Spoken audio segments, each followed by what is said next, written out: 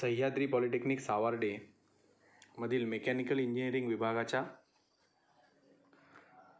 HOD make 0108 YouTube चॅनलवरती सर्व विद्यार्थ्यांचे मी स्वागत करतो.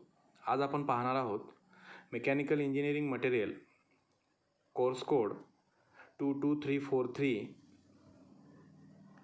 या सब्जेक्टमधील unit 1 basic of engineering materials या चॅप्टरविषयी. मागील व्हिडिओमध्ये आपण पाहिलं होतं necessity of engineering materials, classifications of engineering materials. तर या भागामध्ये आपण पाहणार आहोत crystal structures, types and mechanical properties of engineering materials. चला तर आज आपण पाहूयात क्रिस्टल स्ट्रक्चर्स. आता crystal structure nothing but the unique arrangement of atom or molecules in crystalline solid और लिक्विड. तर या ठिकाणी एक महत्त्वाची गोष्ट लक्षात घ्या. आपल्याला ज्यावेळेला मेटलचा स्टडी करायचा आहे त्यावेळेला त्याचे details smallest part two metals हे कॉन्फिगरेशन कशा प्रकारे असेल ते आपण प्रथमतः पाहूया. आता मेटलमधील स्मॉलेस्ट पार्ट कोणता असणार आहे तर ॲटम. आणि त्या ॲटम्स ज्यावेळेला असतील त्यांचा जो एक ग्रुप तयार होईल त्यातून फॉर्मेशन कशाचं होईल क्रिस्टल्स. आता ते कशा प्रकारे होईल ते आपण पाहूयात. आता युनिट सेल हा जो त्याच्यातील एक पार्ट आहे तर it can be smallest unit having the full symmetry of the crystal is called unit cell. आता लॅटायसेस कशाला म्हणतात ते पाहूयात. Lattices is nothing but the collection of point that divided space into smaller equally size segment. आता या ठिकाणी आपण पाहूयात क्रिस्टल स्ट्रक्चर कशा प्रकारे महत्त्वाचं आहे ते. आता there are 3 state of matter namely solid, liquid and gas. Solid is that state of matter in which atoms are very closely packed as compared to liquid or gases. The atoms of the solid are not stationary but are vibrating around fixed point and thus giving orderly arrange of crystal structures. Crystal is defined as orderly array of atom in space. आता या ठिकाणी आपण पाहिलं crystal structure, unit cells, lattices definition बघितल्या. आता crystal structures बघताना किंवा crystal लॅटायसेस किंवा स्पेस लॅटायसेस. आता हे unit cell is building block of the crystals. The crystal consist of unit cell stack tightly together each identical in size, shape and orientation with all others. The crystal structures classified into mainly amorphous or crystalline solids. आता या ठिकाणी तुम्ही ह्या पिक्चरमध्ये बघत असाल crystalline solids. आता याची पिरियॉडिक अरेंजमेंट डेफिनाईट आहे, रिपिटेटिव्ह पॅटर्न्स आहे तो. आता there is long range order in crystals. आता क्रिस्टलाइन सॉलिड कोणते आहेत तर एक्झाम्पल्स आहेत कॉपर, पोटॅशियम, नायट्रेट एक्सेट्रा. आता नेक्स्ट बघूयात आपण ॲमॉर्फस सॉलिड्स. आता in amorphous solid we have arrangement of atom it only a short range order in solids. Amorphous solid do not have sharp melting point. They are softened in a range of temperatures. It is undergoes irregular breakage. आता example कोणते असतील तर fibre glass, टॅपलॉन etcetera. आता main जो आपल्याला difference आहे crystalline solid and amorphous solid मध्ये, crystalline solid असेल त्याच्यामध्ये अरेंजमेंट रेग्युलर असेल आणि ॲमॉर्फस सॉलिडमध्ये अरेंजमेंट काय असेल इरेग्युलर असेल. हा बेसिकली डिफरन्स आहे. आणि त्याच्यामध्ये येणारे जे मेटल्स आहेत ते कशामध्ये येतील क्रिस्टलाईनमध्ये येतील. ॲमॉर्फसमध्ये तुम्हाला फायबर ग्लास, टेफ्लॉन किंवा पॉलिमर्स यांचा समावेश असेल. आता नेक्स्ट स्लाईडमध्ये आपण बघणार आहोत क्रिस्टल स्ट्रक्चर्स जे आहेत वेगवेगळे. त्याच्यामध्ये 4 टाईप्स आहेत. Simple cubic structures, body centre cubic structures, face centre cubic structures, hexagonal close pack cubic structures. आता याच्यामध्ये पहिला जो आहे simple cubic structures. Simple cubic structures मध्ये काय असेल तर 1 atom is located at each of the 8 corners of the cube. Therefore, it contains 8 atoms at the corners which are shared by adjoining 8 cubes. Hence, the share of each cube are 1/8 of each atoms. Due to this, total number of atoms in simple cubic structures is 1 atoms. Next one is body center cubic structures. So we have in figure body center cubic structures. In body center cubic structures, 1 atom at each corner of the cube and 1 atom at the body center of the cube. Each atom is surrounded by 8 adjacent atom. म्हणजेच काय असेल, प्रत्येक कॉर्नरवरचा 1 item असेल तो surrounded by ॲडजसंट 8 atoms असेल. Therefore in BCC structures contain number of atoms are total number of corners atom 8 multiplied by 8 adjacent corners means 1/8 equals to 1 atom. Number of atom at center equal to 1 atom. Total number of atom in BCC 2 atoms. आता इथे लक्षात घ्या, simple cubic स्ट्रक्चरमध्ये number of atoms 1 आहेत. BCC centre cubic स्ट्रक्चरमध्ये number of item किती आहेत आपल्याला मिळत आहेत, 2 ॲटम्स मिळत आहेत. आता next one is face centred cubic structures.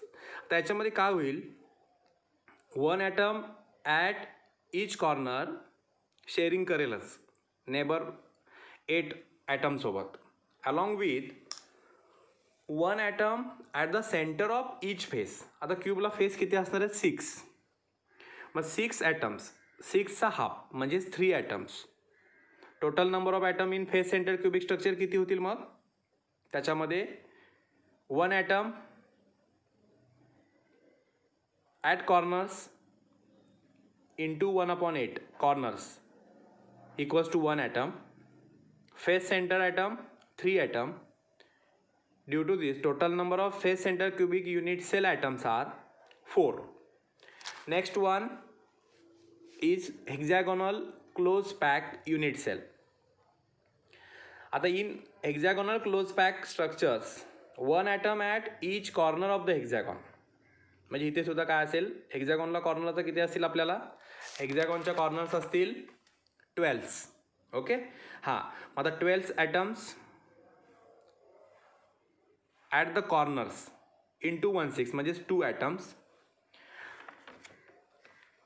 1 atom each at the center of the 2 hexagonal faces. मग हेक्झॅगॉनल फेसेसच्या सेंटरला असेल. and 3 atom in the form of triangular midway between the 2 basal planes. Due to this total numbers of atoms at the corners 12 atoms into 1/6 equal to 2 atoms. 2 face center atom into half equal to 1 atom. 3 middle layers atoms equal to 3. Due to the total atom in hexagonal close packed units are 6 atoms. 6 item. Okay, आता या ठिकाणी आपण बघितलं आहे जे crystal structures आहेत त्याचे types आहेत. Simple cubic structures, body centre cubic structures, face centre cubic structures, hexagonal close pack unit cells. आता नेक्स्ट वन आपण बघणार आहोत ती पॅकिंग इफिशियन्सी. आता पॅकिंग इफिशियन्सी टर्म कशासाठी वापरली जाते किंवा त्याला काय म्हटलं जातं, ॲटॉमिक पॅकिंग फॅक्टर्स. त्याची डेफिनेशन आहे, the fractional amount of volume or space occupied by atom in an unit cell is called atomic packing efficiency.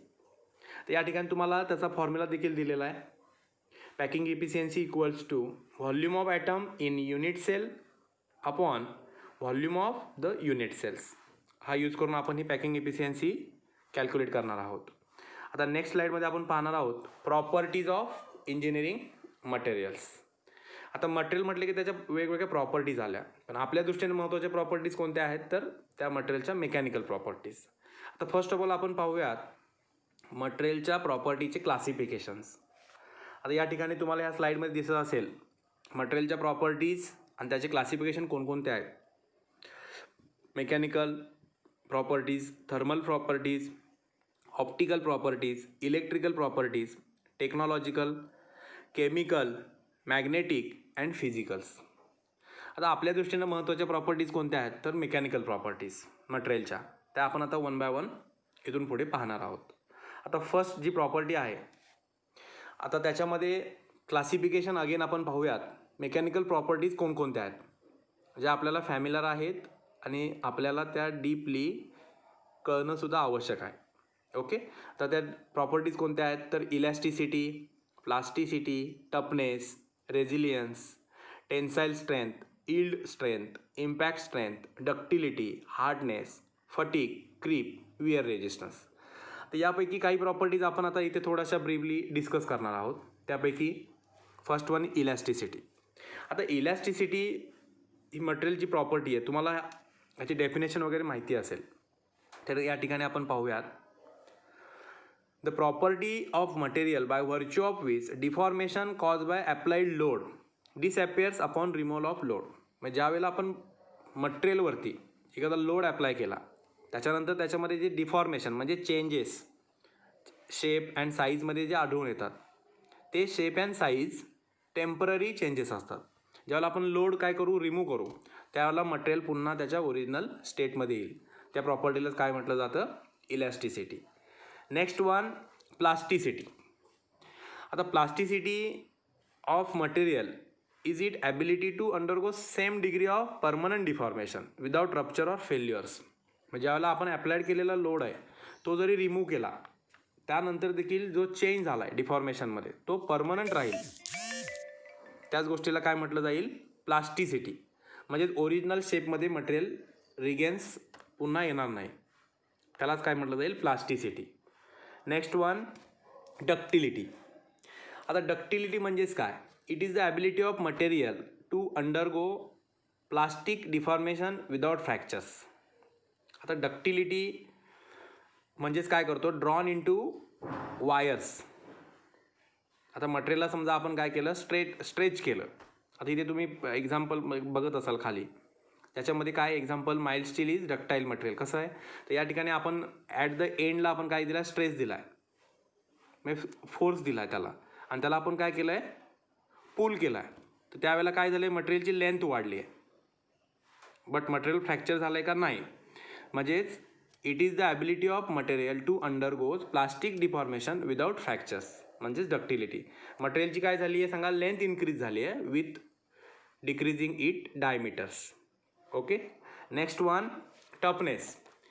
The toughness is the ability of material to absorb energy during plastic deformation up to fractures. आता toughness म्हणजेच काय आपण म्हणतो एखादं material tough आहे म्हणजेच काय shock absorption capacity means toughness. Next one creep. आता इथे लक्षात घ्या क्रीप आणि फटीग ह्या ज्या मेकॅनिकलच्या आपल्या प्रॉपर्टीज आहेत फार इम्पॉर्टंट आहेत, त्या समजून घेणं सुद्धा महत्त्वाचं आहे. आता क्रीप म्हणजेच काय the tendency of solid material to deform permanently under the influence of mechanical stresses. आता क्रीपमध्ये आता आपण बघतो बघा एखादी बिल्डिंग असेल त्या बिल्डिंगवरती एक 70-80 वर्षानंतर ती कोलॅप्स होते म्हणजे तिथे तो क्रीप फेल्युअर्स असतो. म्हणजे तो लोड आहे तो कंटिन्युअसली स्टेडी लोड असतो आणि due to effect of this load after some time buildings will be collapse. तो क्रीप फेल्युअर्स आहे. म्हणजे मटेरियलमध्ये काय होते त्याच्यामध्ये अगेन्स्ट जे स्टिफनेस असतात रेजिस्टन्स असतात ते कमी कमी होत जातात लोडच्या अगेन्स्ट आणि त्याच्यामुळे हा क्रीप फेल्युअर आपल्याला आढळून येतो. म्हणजे स्टेडी लोड आहे. लोड तिथे कशा प्रकारचा असणार आहे steady load long terms exposure असेल त्याच्यामध्ये. Next one is fatigue. आता फटीग फेल्युअर म्हणजे काय सायक्लिक लोड असेल. Metal fatigue is the progressive and localize structural damage that occurs when material subjected to cyclic loading. जसं आपण लेथ मशीनवरती बघत असाल एखाद्या वेळेला आपला जॉब पटकन तुटून जातो मग तिथे लोडचं काय होतं कॉन्सन्ट्रेशन होतं अनसर्टनली म्हणजे सायक्लिक लोड असेल लोड स्टेडी असणार नाही. त्यालाच काय म्हटलं जातं, फटीग लोडिंग्स. ओके स्टुडंट, आता ह्या आजच्या व्हिडिओमध्ये आपण पाहिलं क्रिस्टल स्ट्रक्चर्स बघितले, क्रिस्टल्सच्या टाईप्स बघितल्या. कोणकोणते टाईप्स बघितल्या त्यामध्ये, simple cubic structures,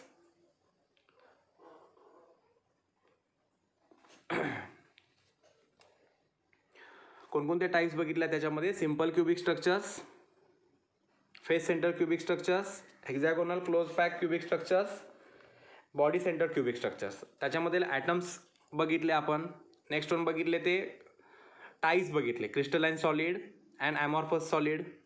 next one बघितल्या त्या प्रॉपर्टीज बघितल्या, व्हेरियस प्रॉपर्टी बघितल्या, त्याच्यामधील काही मेकॅनिकल प्रॉपर्टीजचा आपण डिटेल असा स्टडी केला. Okay, thank you. Stay home, stay safe.